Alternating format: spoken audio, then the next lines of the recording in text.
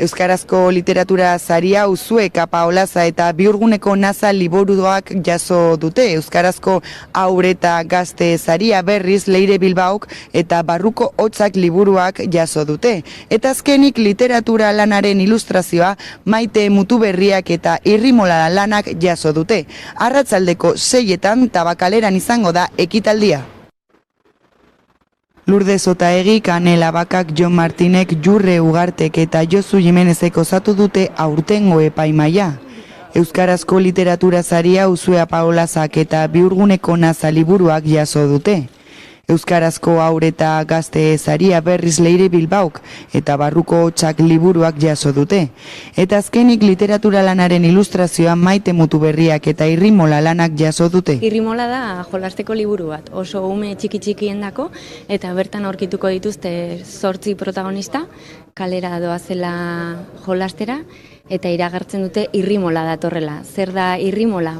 Irria eragiten duen zirimola. Liburu honek kontatzen du ume baten egunerokoa soinu banda baten bidez. Hau da, esnatzen denetik, lokartzen den arte, bere inguruan dituen soinu, zarata, musikak hartu eta horiekin poema bisual eta jostagarriak egiten du. Eta zer erabili ditugu? Batetik kaligramak eta bestetik onomatopeiak. Kontatzen dituztu gauza asko, ipuiak direlako, 9 dira eta bakoitza independientea da. Uste dut gai batzuk aukeratu behar banitu arrostasuna izango litzakela nagusia, lurrek bere inguruarekiko, bere buruarekiko, sentitzen duen arrostasuna boterean dauden diskursoak bereekin talka egiten dutenean, arrostasuna edo egokitu ezina individu ahul bat izanik makroestruktura guzti horien azpian, eta esan duan, ze aukera dago hor duintasunerako edo moralerako edo koherentziarako. Zetorren bueltan dabiltzela ipuiak. Saridun bakoitzak 18.000 euroko saria izango du, eta beste 4.000 euro eskura ditzake bere lana beste hizkuntza batean argitaratzen bada. Sari hauetan helburu nagusi bat dago, eta da zuei, sortzailei, rekonozimentu bat egitea eta jendearen aurrean aitortza publiko bat egitea zuen lanagatik. Eta horrekin batera animoa eginkizun horretan jarraitu dezazuen. Ekitaldia ostegun honetan arratsaldeko 6etan Tabakaleran izango da.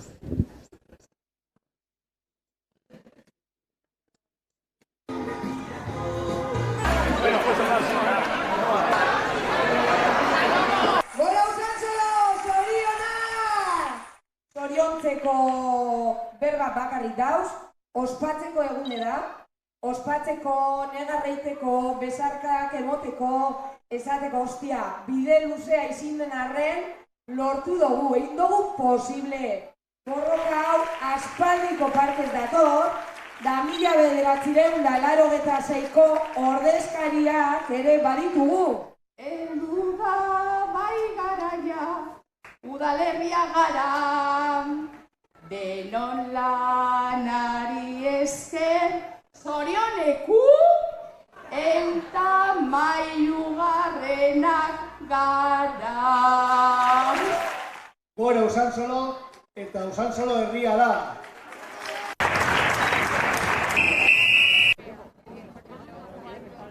Hay que tenerla de cemento armado para insultar a profesionales que se han pasado años de su vida estudiando Derecho y una oposición, cuando el único mérito que tiene usted es haber estudiado en profundidad a Pablo Iglesias. Quiero solicitar que se incorpore al diario de sesiones la violencia política que se está ejerciendo en este momento en la sede de la soberanía popular, para que no se borre, para que después de mí no venga ninguna, para que todo el mundo pueda recordar la violencia política y a quienes la ejercen. Y también para que se pueda saber que las feministas y las demócratas somos más y les vamos a parar los pies a esta banda de fascistas con más derechos.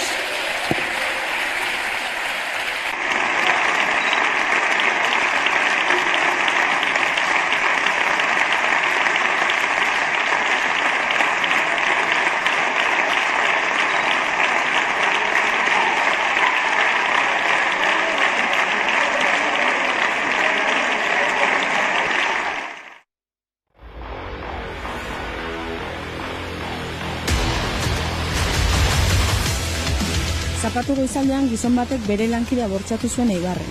Ez da lehenengo aldia eta ez da azkena izango. Sistema heteropatriarkal bortitz batean bizi gara, eta horrek emakumeenganako etengabeko zapalkuntza da violentzia eragiten ditu. Violentzia horrek gainera gehiegitan lankide, lagun, aita, irakasle edota gertukoen aurpegia du. Erasotzaileek gehiegitan gertutasun horrek ematen dien aukera erabiltzen dute emakumeak erasotu eta bortxatzeko. Asko dira gainera gertutasun horretan oinarrituta erabiltzen diren erasotzeko bideak.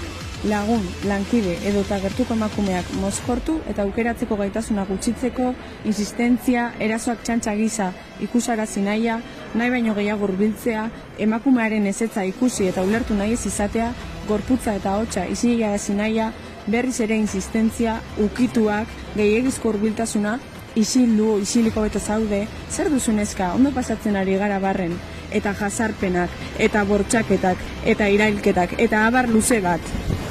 Zure gertuko pertsona bat zen, eta zugan zuen konfiantza erabili zenuen lankidea bortxatzeko. Ez zuen nahi, baina zuk isilik nahiago zenuen. Ez duzu lortu eta ez duzu inoiz lortuko. Esan bezala ez da azkena izango. Baina geroz eta gehiagotan badakigu nor zareten. Eta askotan babestuta sentitzen bazarete ere, gaur eta beti aurrean izango gaituzue. Oraingoan, erasotutako emakumearen ausardia ere ekarri nahi dugu lehen lerrora. Eskerrik asko borroka feministan jarritako konfiantzagatik. Jakin hemen egongo garela, gaur eta beti, behar beste laguntzeko eta babeste emateko.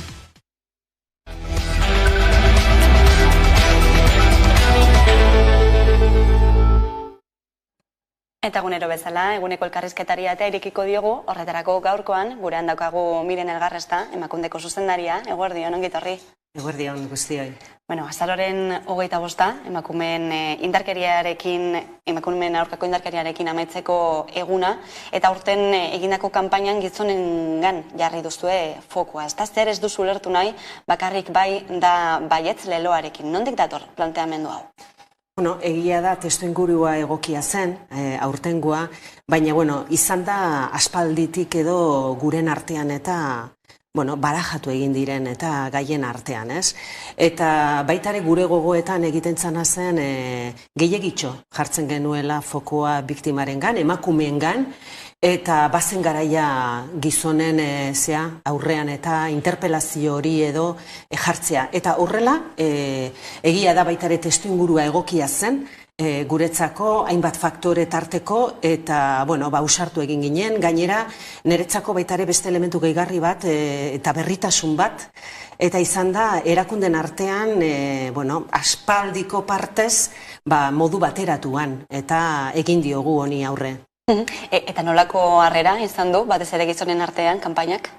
Nik oraindik ez dut pulsatu gizonen artean bakarrik eta nire inguruko hurbilekoan, eta baitare gutxi batzuekin. Nik uste dut oso harrera ona izan duela, niretzako irudian eta, nolabait oinarri kontzeptual bat ere atzean ere badago, eta oso ondo bereiztu nahi genuen, gizonezko kolektibo gisa, gizonez osatuta, eta nolabait gizon erasotzaile horiek bereiztu egin nahi genuen, baitare fokuan jartzea arazo honetan, violentzia matxistaren arazo honetan gizonezkoak eta badaude, eta gizonek nolabait interpelatu egin behar dietela beste gizonei, ezetza horretan ere, jarrera egoki bat emateko.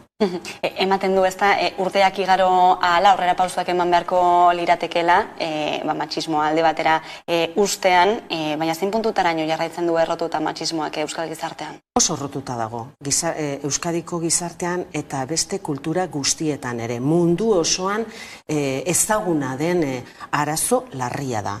Eta nik uste aurrera pausok, ala eta guztiz ere, nik uste nabarmena direla, eman ditugunak, azkeneko urte hauetan, bereziki nik uste dut modu berezi batean bizitzen ari gara, berdintasunaren beharra, gizon eta emakumeen artean, berdintasunaren beharra, azkeneko urte gutxi batzutik eta ona, ez? Berdintasun politikak eta bigarren mailatik nik uste lehen lerrora etortzeko momentua badu, eta nik uste dut aukera hori ezin dugula galdu. Dena den, eta gizartean oraindik ere entzuten dira falazia eta argumentu ezakete nola definitu, ez? Baina indarkeria ez du generorik bezalako hitzak, feminazi bezalako irainak, ezta?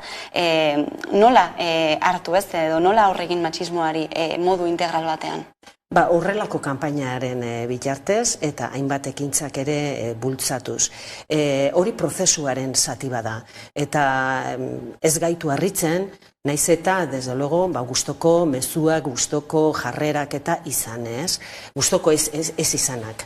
Orduan, nola jarraitu dudarik gabe berdintasun politika gehiago sustatzen, gehiago sozializatzen, gehiago hurbiltzen gizartearen gana, eta, hainbat elementu daude, arazo konplexua da, violentzia, eta konplexutasun horretan hartu behar da modu sistemikoan, eta behar dituguna dira ekintzak, estrategiak, benetan adimentsuak.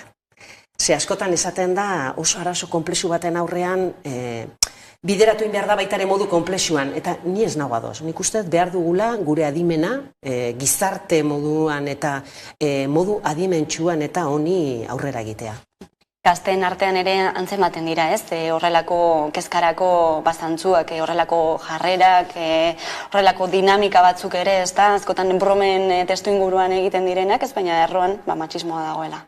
Gazteak dira gure gizartearen zati importante bat. Eta gazteak egiten dute txiki-txikitatik eta mimetizazio horretan eta errepikatu helduok eta dauzkagun jarrerak. Bertan horregatik eta sarritan esaten dut, ezin dugula gaztengan zama guztia hau jarri. Gizarte osoaren arazo bada eta zalantzarik gabe gazteekin modu berezi batean lan berezi bat egin beharko dugula. Belaunaldi berrietara erreparatzea ezinbestekoa izango da. Ezan ere, ekin beharra dago hainbat aspektutan, kalean, etxean, lan esparruan, epaiteketan ere, instituzioetan, ikusi dugu esaterako azken astean, zenolako dinamika sortu den Madrilgo Kongresuan, Irene Monteroren aurkako irainak tarteko, atzokoan beste kakotx batez, igo zirenak, nola ikusten ari zara gertatzen ari den ustea? Egin behar deuna da, zalantzari gabe, violentziaren arazo sozial honen aurrean, benetan politizazio hortik eta kanpo egotea. Benetan, preokupantea edo kezkatzekoa, kezkagarria izan da, lege honen hasierako ibilbidean, izan duen lehenengo emaitza. Baina nik uste gauzak argitzen doaz, eta, lehenengo azterketa batean ikusi da arazo tekniko badela, beraz ezin duguna da arazo tekniko judizial bategatik lege oso bat, lege oso ondo eraiki den eta lege oso bat auzian jarri. Lehentxago aipatu duzu, ez? Aurten gizonen jarri dela erantzukizunaren foku hori, baina aspaldian eta duela urte asko ez ikusi dugula askotan emakumeen gain jausten dela ardura hori. Etxeetatik hasita ere, ez? Gertatzen da hori askotan. Horrela sozializatu gea. Eta, tamale sozializazio eredu hori dirau gure gizartean, eta sozializazio horretan nolabait edo gizonei eman zaio violentzia erabiltzeko prerrogatiba, ez emakumeari. Eta, zentzu horretan, sozializazio horretan, ahalduntze prozesuetan, emakumen ahalduntzen prozesuetan, ezaugarrietako bada, ez hitza. Eta ez hitza horretan aurkitzen dira gaur egunen eta gizonak, eta hori gestionatu egin behar da. Eta ez hitza gestionatu, eta legearen eta pixka bat fokua jartzen du nolabait edo baiezkoan, emakumen konsentimentuan edo jarri behar dela baitare erreparatu egin behar diogula horri ere. Jasarpenen eta indarkeriaren ardura soilik ez, batzutan ere justifikatzera ere heldu da emakumeen jarrerak edota arropak direla eta ez da, epaitegietan ere ikusi izan da hori. epaitegietan ezagunak izan dira, azkeneko epaitu izan diren kasu askoen artean, baina ez bakarrik epaitegietan, baita familian ere, gure hurbileko, gure gizarte hurbileko espazioetan ere, gurasoak alabei ematen zaien eta mezuak, nola dijoazen eta jantzita kalera, ardura modu niretzako desproporzionatu batean edo behintzat desoreka batekin eta emakumengan jartzen da. Eta, kasu honetan ondo zehaztu egin behar deu, hemen ardura bakarra erasotzen duen gan jarri egin behar dela. Hezkuntza alorretik, gizarte mailan ere ekin beharreko gaia da orokorrean. Zalantzari gabe. Eta gainera, hezkuntza, familian, lagunen artean, esparru guztietan, eta zergaitik askotan esan izan ohi dugunez, hau arazo estrukturala badela, modu estrukturalean eta eragin egin behar deu. Eta hezkuntza mailan eta esparru guztietan nik uste dut gaur egunen tresnak asko baditugula garatzeko. Eta niretzako modu serioan garatzeko. Hezkuntza alorra aipatu duzu eta horretan badaukagu eredu bat eskidetza dela. Gaur egunen eta bigarren plana martxan jarrita dago, eta nik uste serio hartu egin behar direla, plangintza guzti hauek genero ikuspegia txertatuta daukatenak eta benetan daukaten horizontean, hortzimugan daukaten eta funtsean, berdintasuna da, eskubideak, emakume eta gizonen eskubideak. Kanpainari helduta uste duzu gizonen artean badaudela hainbat jarrera matxista direnak oinarrian normalizatuak daudenak? Asko daude normalizatuak, horiek deseraiki egin behar direla, baina badaude baitare gizon asko, jarrera eta portara hoien eta zalantzarik gabe kontran daudenak. Maskulinidade berri batzuk eta aldarrikatu egiten dutenak. Eta hor prozesu horretan horti dago, deseraiki egin behar ditugu. Orain arte, iraun diren eta eredu desegokiak gizon eta emakumen arteko harremanean erabili izan direnak, eta eredu berriak, berritzaileak behar ditugu, eta hoiekin eta egin behar dugu aurre. Indarkeriaz hitz egiterakoan ere ezin dugu ahaztu kalea, kalean ere ez dagoelako oraindik ere berdintasunik, udan zehar ikusi dugu zer gertatu den ziztaden kontuarekin, perspektiba hartuta zer esango zenuke gaiaren inguruan? Nahiko denboraz eta gara izibili ginen ziztadaren kontuan beste violentziaren forma bada, emakumei eta nolabait mezu bat helarazteko bideratu den forma berri bat ezaguna zena, zorionez, eta aurrela esan behar deu, ziztadarekin etzi joan sustantzi kimikorik eta sumisio hori eragiteko, zorionez, baina alare beste violentziaren forma bada, eta desegokia eta zalantzari gabe irmo niretzako gaitzetzi egin behar den esperientzia bat izan dela. Baina aurrez neurtu egin zen, gidabarruan ere txertatu egin zen, nola egin behar zitzaion horri ere aurre, eta tresnak prestatzen eta bultzatzen ari gara. Kontziliazioaren eta zaintzen gaia ere hor dago, ezta? Nondik jo behar da? Momentu honetan jakin badakigu eta berdintasuna, justizia eta gizarte politikako departamentoaren barruan estrategia bat edo garatzen eta diseinatzen martxan jartzen ari direla, niretzako hori bada albiste ona, eta zaintzarekin ere horro ibilbide luze bat ere badaukagu, zaintza ere gizarte honetan prestigio gutxiko lanbide bat izan da, gainera oso feminizatua izan dana, eremu pribatuan eraman izan ohi dana, baina emakumeok eta merkatu laboralera edo hurbildu garen momentutikan, benetan hortxe zaintzak hartu duena izan da erdiguna. Eta erdigune horretan eta hor interpelazioa guztiz gizarte osoarentzat eta badijua, instituzioak barne noski, baina baitare enpresak, familiak, komunitatea, merkatua bera, antolatu egin behar gea, zaintza horri bide bat emateko. Emakumearen aurkako indarkeriaren izebergaren punta horretan egongo lirateke erailketa matxistak, ezta?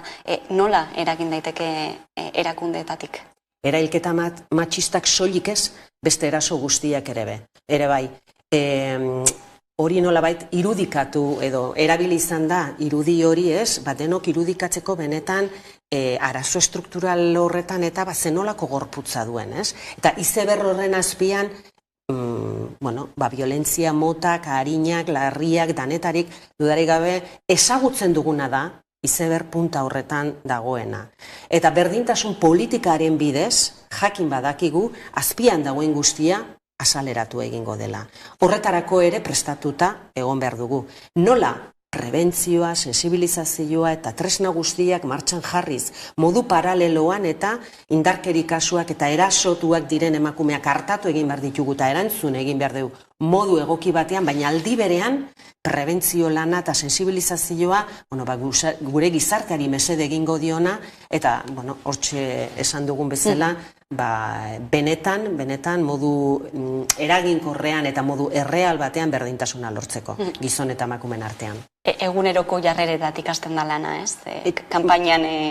Eguneroko gure harreman horretan gauza txikietatik eta hasi behar dugula.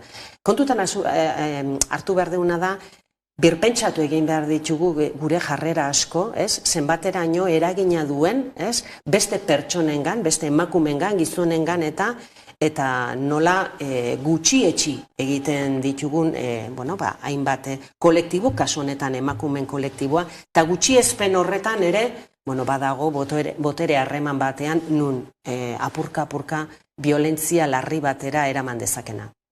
Zer esan ematen ari da ere translegeak, gaurkoan kongresuan bosketa izango duena, zein iritzi duzu gertatzen ari denaren inguruan? Eskubidearen kontuan ere, identitate, genero identitate bestelakoak eta hartzen dutenak beren hortasunean eskubide guztiak dituztela. Eta zaindu egin behar ditugu pertsonaren eskubide guzti horiek. Beraz horretan nik ez daukat beste iruditzen zait bide bat egin beharko dutela, emakumeok eta baitare gure berdintasunean eta generoa ere hor txertatuta dagoena, baina kasu honetan maskulinizazio eta feminizazio horretan eta guk egin dugun ibilbide bezala eta beraiek ere, eta horretan bide lagunak eta ditugula eta gauza asko partekatzeko ere.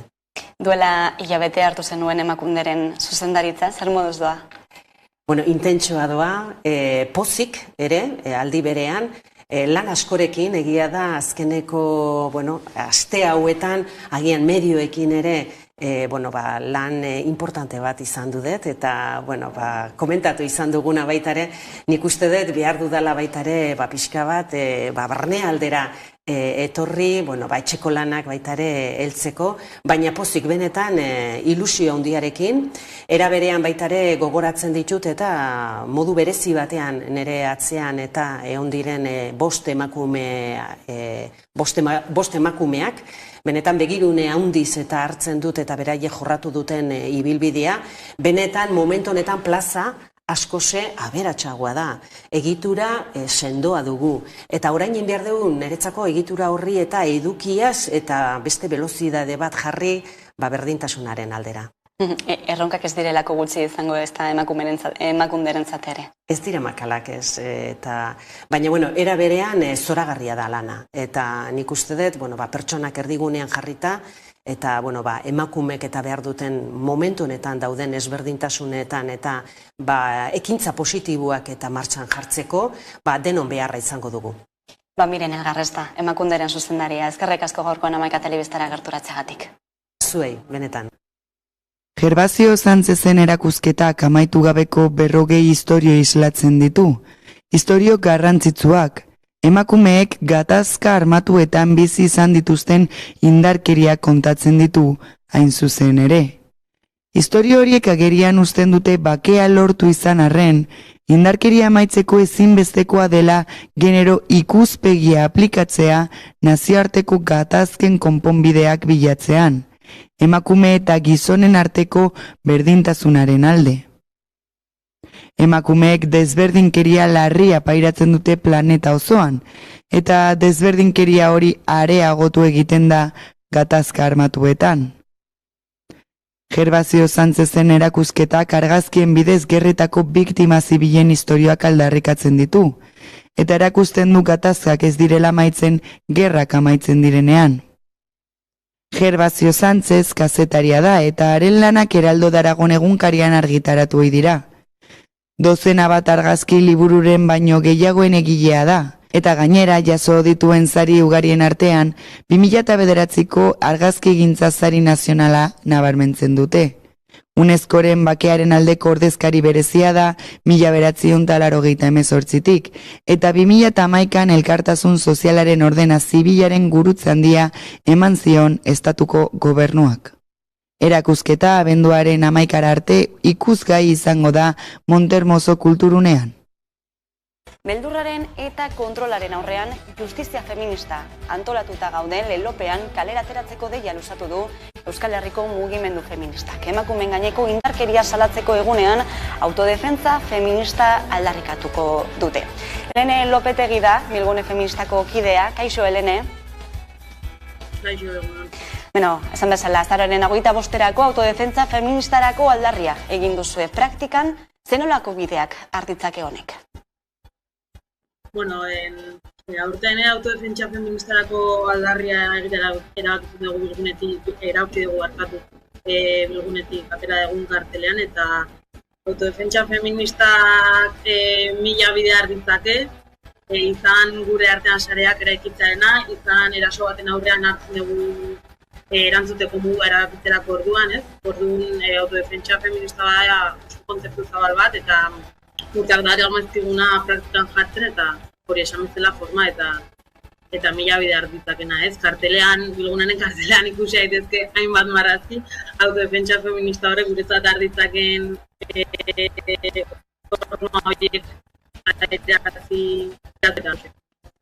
Aurtengoan gainera eta ardura gizonengan jarri da, eta zenbat alditan entzun ditugun erasotzaile baten ahotan ere feminismoaren aldarriak edota matxismoaren aurkakoak, ez, baina praktikan gero ez datozenak bat. Bai, a ber, ez da aurtengo kontua garrik gizonengan jartzen dugula ardura, ez, denbora daramagu hau exigitzen, eta bada azken urtetan gertatu den zerbait, ez, olatu feminista hauek iritsi denean, gizon asko ikasi dutela zaleko diskurso bat plazaratzen, baina gero praktikan ez dela ezer aldatu, ez? Orduan, exigitzen duguna da benetako ardura eta erantzukizuna hartzea, ez bakarrik maila individualean, baizik eta beraien inguruko gizonekin ere lanketak egitea, ez izatea konplize eta bueno, aliatu feminista izan ebaldun dute, bigarren planoan egon detezkela, baina hori, ardura eta erantzukizun osoarekin. Ez bakarrik azaleko diskursoak esaten gero praktikan ez baute zer aldu. Justizia feminista ere aldarrikatzen duzu, izan ere indarkeria matxistaren aurrean nolako ezaten ari da epaitegietan egindako bidea edo bide judiziala? Bueno, are ikusten da, ez? Osea, justiziaren bidea ez dela eraginkorra indarkeria matxistaren aurka borrokatzeko edo, ez izan ere badakigu justizia ez dela feminista, mugimendu feministatik bide penala ez da lehenesten dugun bide bat, badakigulako emakumeak sarritan biktimazatzen dituela, eta nolabait ez dago punitivismoak ez dakarrela inungo ez erreparazio ez aitortzariak indarkeria matxista hori jasan dutenen ganako, eta orduan bide judiziala ez dugu ikusten bide eragin korrena dela. Hildo horretatik ere berriro ere piztu da aspaldian mugimendu feministaren baitan bazegoen eztabaida eta hausnarketa bat horixe da zigorren ingurukoa, ez, soilik bai da baietz legeak auspotutako hori, zein da zuen jarrera honen aurrean? Bueno, egia da azken asteetan, ez, soilik bai da bai legearen arira komunikade bide guztietan etengabe ateratzen ari den gauza bat dela. Guk ez dugu sakonki sartu nahi eztabaida honetan, bere garrantzia badu, baina kasi anekdotikoa izan daiteke, beste bat gehiago, esan bezala justizia eta epaiak ez dira feministak, beraz, aplikatzen diren legeak ez dute inungo oinarri feministarik, eta esan bezala ez dira eraginkorrak indarkeria matxistaren aurrean. Justizia feminista bezala ulertzen dugu, lehen aipatu bezala, autodefentsa feministaren bidetik, sortu ditzakegu gure arteko sareak, erantzunak ematerako orduan guk erabakitzen ditugun bideak, guk egiztatzen ditugun bestelako bideak ez, eta justizia feministarena, mugimendu feministatik egiten dugula. Badakigulako, marko legegilea ez dela feminista, beraz, egon daitezken lege guztiek dutela oinarrian utxune bat. Bai da bai legearekin berdin, eta gainera iruditzen zaigu beste kontu askorekin bezala morboan erortzen direla komunikabideak, eta beraz, bizartan ere hori zabaltzen dela, eta gauza konkretuetara juten, udaran zizkarekin gertatu zen bezala, ez? Aber zenbat egon diren, edo zenbat ezakit nun, ezakit zeinek, eta doazela benetan arazoaren. Aldarri guztiak mahai gainean, bihar kalera ateratzeko deia ere egin duzue. Helene Lopetegi, Bilgune Feministatik, eskerrik asko. Bai, mi esker zuei.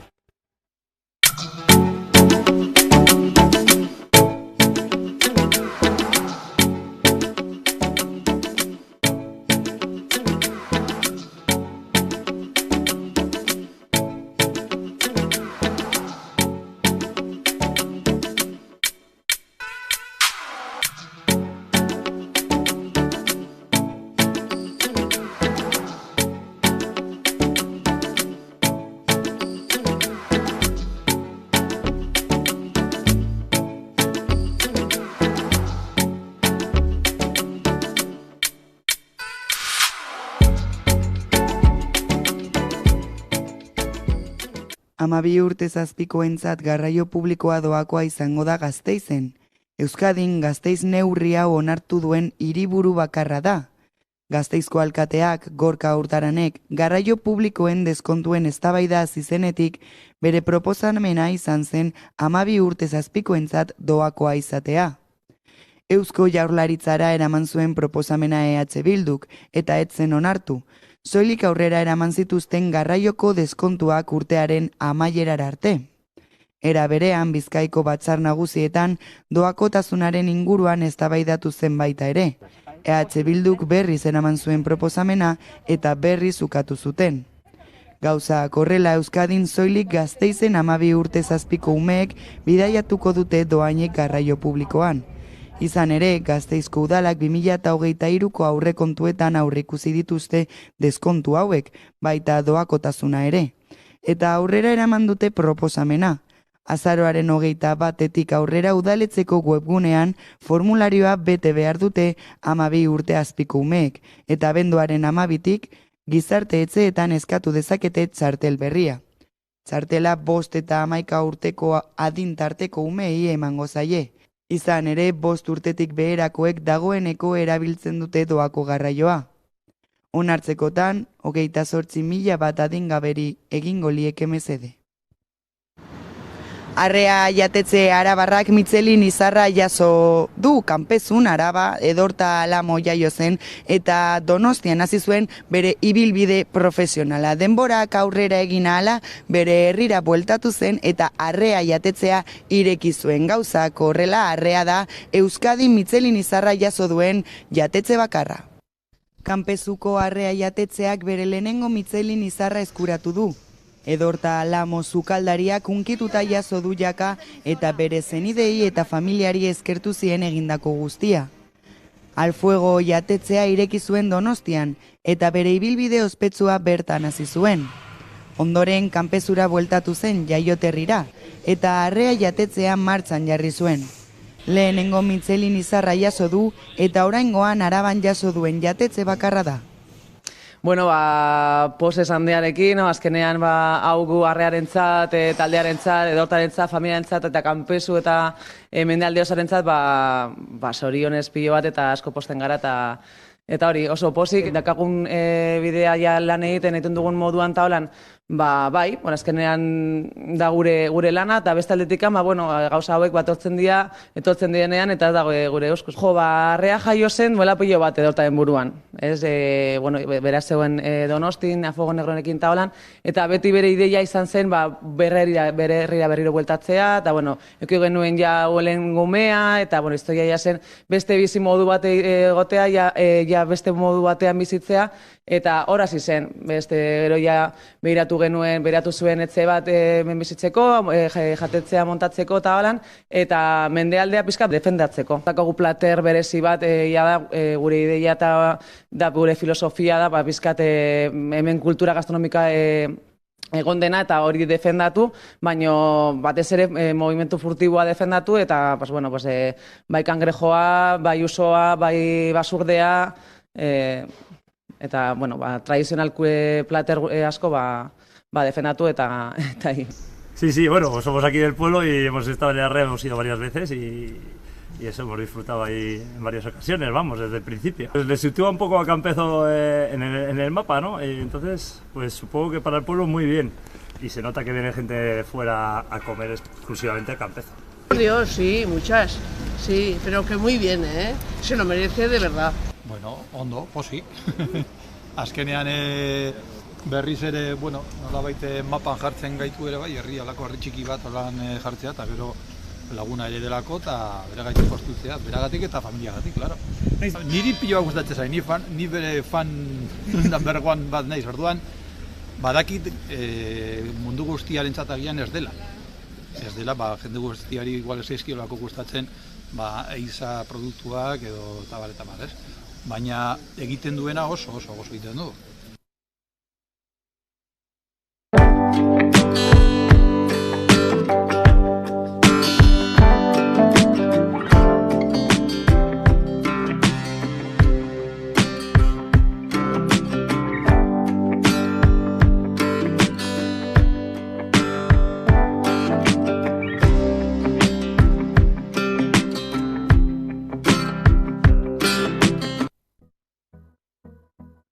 Kulturak Leioa beteko du abenduan eta azaroren azken asteburuan ere eskaintza zabala izango du. Ostiraldean bokalia taldeak hiria bizitatuko du eta egun horretan ere dantza ikustaldia eskainiko da Jose Ramon Aketxe plazan. Eta asteburuan zehar Black Beltza Ainoa eta Los Buscamundos filmak ikusteko aukera egongo da. Abenduan bestalde, aipatu legez, eskaintza kultural zabala izango du Leioak, ala musikak bere lekua izango du. Kataluniako taldea abenduaren 16an Leioan izango da arratsaldeko 8:30. Hilaren 18an berriz Leioara ere iritziko da goazen 9.0 denboraldia. Arratsaldeko 5etan zein 7etan ikusteko aukera egongo da gainera. Eta antzerkiaz blaituko da Leioa urteko azken hilabetean. Gabonetan antzerkira izeneko ekimena delata. Hala abenduaren 26an Muna taldearen ikuskizuna helduko da eta hurrengo egunen aldiz Numenak eta 28an Gaztela Leongo La Mejor Obra del Mundo antzeslena ikusgai egongo da. Aurrek ere antzerkiaz gozatzeko aukera izango dute. Potz eta Lotz pailazoek aireportua lana antzestuko dute eta familia guztiarentzat zuzenduta dagoen munduari itzura 80 egunetan obra ere Leioara helduko da. Edonola ere, ikuskizun eta ekitaldien informazio gehigarria kulturleioa.com atarian eskura dago. COP27 klima larrialdiari aurre egiteko Egipton egin den goi bilera amaituta emaitza gazigozoa izan da. Urrats garrantzitsu bat eman da bai klima aldaketak gehien kaltetzen dituen herrialdeak laguntzeko funtsa sortza adostera heldu dira. Baina berotegi efektuko gasen isurketak murrizteko erabakirik ez da hartu. Horren aurrean zailtasun, Arantxa Tapia Euskal Autonomia Erkidegoko ingurumen sailburuak deskarbonizaziorako bidean bere biziko lana egin behar dela azpimarratu du. Orain inoiz baino gehiago berretsi egin behar dugu deskarbonizazioa eta mundu mailan egin behar dugun lan eta erronka handi honei heldu behar diogula guztion artean. Testuinguru honetan ekodiseinuari eta ekonomia zirkularrari buruzko Europa hegoaldeko ekitaldirik handiena abian da Gipuzkoan, Irunen, Basque Circular Summit deiturikoa. Ekitaldiak ekonomia zirkularraren erronka garrantzitsuei buruz ohartaraztea eta euskal ekonomiarako sortutako aukerak aztertza ditu xede besteak beste. Euskal Herriaren motor den industriaren inguruan hausnartuko dute Europako itun berdea mahai gainean jarriz. Horrela ekonomia zirkularraren aldeko apustua areagotu nahi da. Ildo horretan bi helburu nagusi dituzte. Alde batetikan jasangarriagoak izan gaitezen eta beste alde batetikan ekonomia desberdin bat martxan jarri dezagun bere ahalmenekin, hau da, enplegu berriak eta ekonomi berriak sustatzen. Ekonomia zirkularraren inguruan eta gehiago Irungo Fikoban izango dira azaroaren 25 bitartean. Finantza jasangarriak, deskarbonizazioa, ekodiseinua eta ekoberrikuntza ardatz izanik.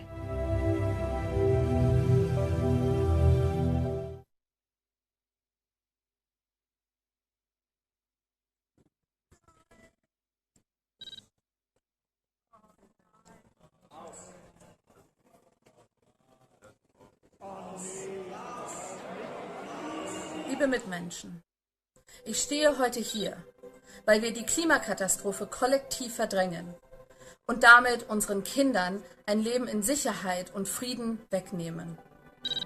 Wir alle tragen Verantwortung für die folgenden Generationen.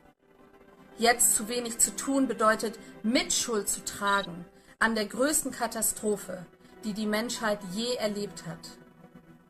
Genau wie es nur ein Geigenkonzert von Beethoven gibt, haben wir auch nur diesen einen Planeten, dessen Grenzen wir so sehr missachten, dass klimabedingte Katastrophen häufiger und tödlicher werden. Es wird keine Elbphilharmonie mehr geben, wo wir Beethoven genießen können, wenn Hamburg unter Wasser steht. Die Krise ist jetzt. Sie eskaliert jetzt in diesem Moment vor unseren Augen.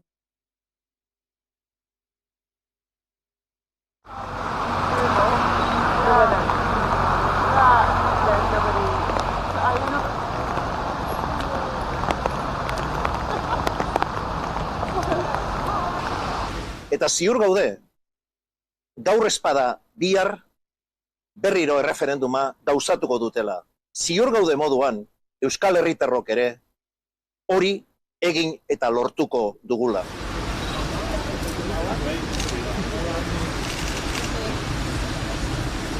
Alde batetik, autodeterminazioaren auzia Europa mailan ere jokatu behar dela eta Europak ere baduela horren inguruan zeresana berresten dugu.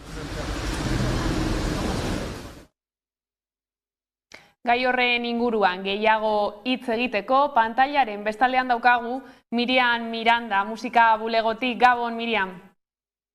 Gabon, eta eskerrik asko gonbiteagatik. Eskerrik asko zuri, gurekin egoteagatik. Esan dugu jada, bihar eta etzi, topaketa batzuk antolatuko dituzue Tabakaleran. Zer ikusi dezakete bertaratzen diren pertsona guztiek? Nik uste dut ikusi topaketa hauek edozein pertsonei zuzenduta daude, bai? Publiko orokorari, kultura eta musika gustatzen zaien pertsonei eta gizarteari oroar. Ze ikusi dezakete?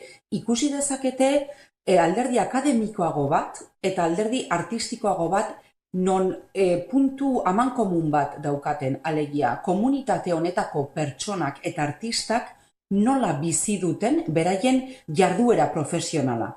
Hori da nik ardatz bezala hori da ikusi dezaketena eta gehien bat ikasi dezaketena eta dezakeguna guk ere. Zer nolako egoera daukatela kolektiboa edo komunitatea? Esango zenuke, nolakoa da egungo egoera? Begira, hor autokritika egin beharra daukagu, guk eragile bezala, eta nik uste dut erakunde publikoek ere bai, eta gizarteak oroar zeren topaketa hauek antolatzen hasi ginenean, konturatu ginean oso informazio gutxi zegoela. Oso gutxi, eta hori ere bada gure erronkatako bat, alegia, ikustaraztea eta plazaratzea ze erronkak dituzten pertsona hauek jarduera profesionala aurrera ateratzen dutenean, ez? Orduan, orain bertan galdera horreri ezin dizut erantzun, baina bai gustatuko litzaidake jarduera hauen ondoren erantzun bat gutxienez eman ahal izatea, bai. Ikusi dugu kartel zoragarria daukazuela prestatuta bi egun hauetarako. Zergatik uste duzu dela garrantzitsua horrelako ekimenak aurrera ateratzea? Nik uste dut, musika bulegoarentzat nahitaezko ekitaldi bat zen, gu baditugu genero politikak, baina beti genero politikak eta genero berdintasuna ulertua izan da edo izaten ari da emakume gizon sexualitate edo tendentzia horretatik, ez? Baina guretzako bazen gure beharra eta gure nahia izatea emakume gizon eta edozein sexualitate edo intimitate ikuspuntutik, ez? Zur artista batzea, oholtza gainea igotzen zea, kultura arloan lan egiten duzu eta guk horreri berdin zaio, ze etiketa edo ez etiketa izan, guk horreri ikuspuntu bat, horren ikuspuntua jakin nahi dugu eta guk horreri balore bat eman nahi diogu eta gehien bat sustatu eta bisibilizatu egin nahi dugu. Hori izan zen gure erronka nagusia. Miriam, Eskerrik asko gurekin gaur egoteagatik, gertutik jarraituko dugu jardunaldien nondik norakoa, zorte asko eta esandakoa. Mila esker, Gabonetan gurekin egoteagatik. Eskerrik asko zuei, Gabon pasa.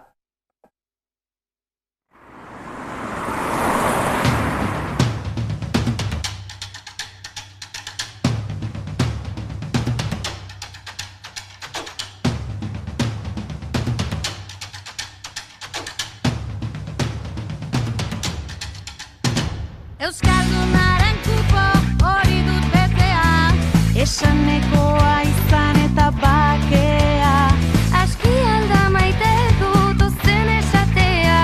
Euskaraz bada zerbait, hitzeko izatea. Esazu hitz bat asendotuko naiz, hitz bakar batek suak izten du maiz, martxan ipini ahota belarri, ari entzunari. Zu etxerako eta zu kalerako, jolaserako eta lanerako, martxan ipini ahota belarri, ari entzunari.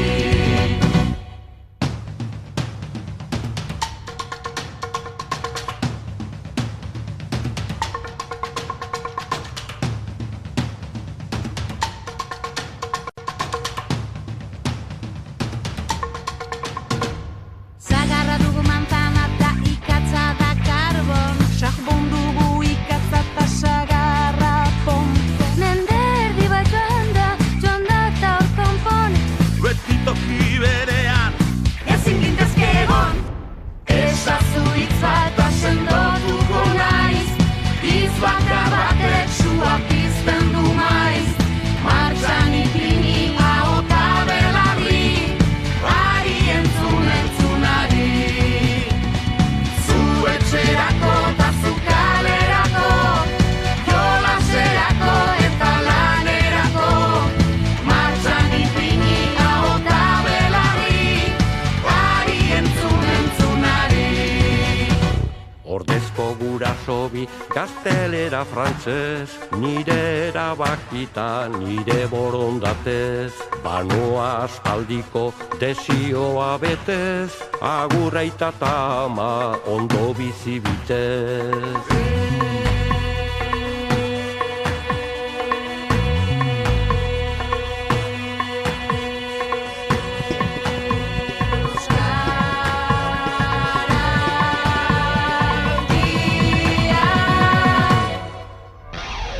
Erronka haugo ez gorde golkoan, jarraipen txiki asko da jokoan, martxan ipini ahota belarri, ari entzunari.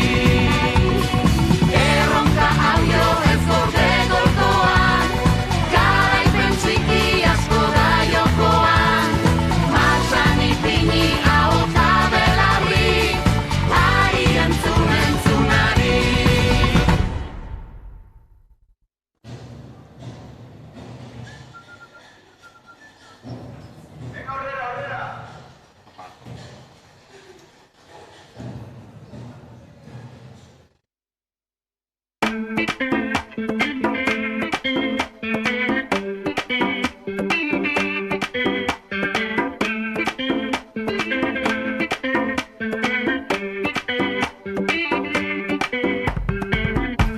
urte pare bat ez garela gegoten, udaberrize izoztu zanetik, beste bategaz zauzela babakik, da ni zure deiaren zain oraindik, oraindik. Kalien agurrek beti laburrek, zorizontasun itxura hori ez dut zinisten, ze ondino gurutzatzen garenien, zue ikusten dut, zure begitzetan, bizotzak ez dugu zurrik ezaten. Inoiz, eunda berrogeire jartzen da nien, da ezin disimulatu, errege egiten gaitu, da ezin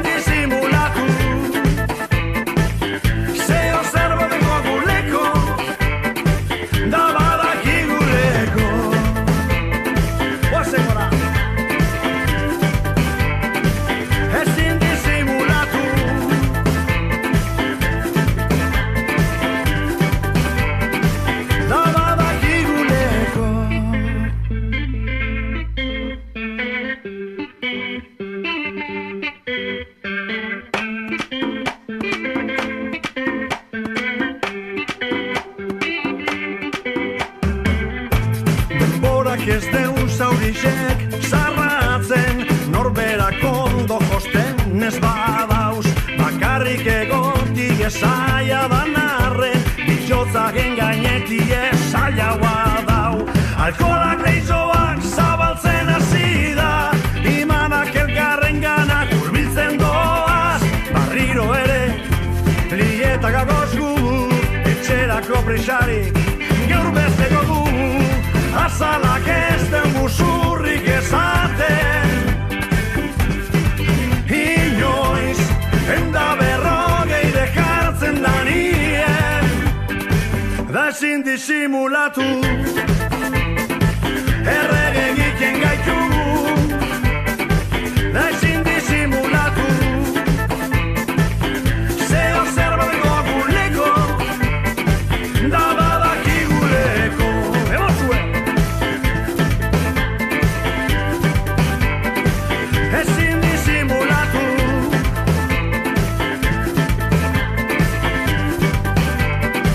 da badakiguleko. Emozeste bat!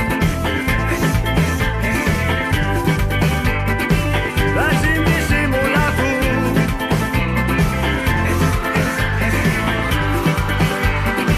da ezin dugu disimulatu.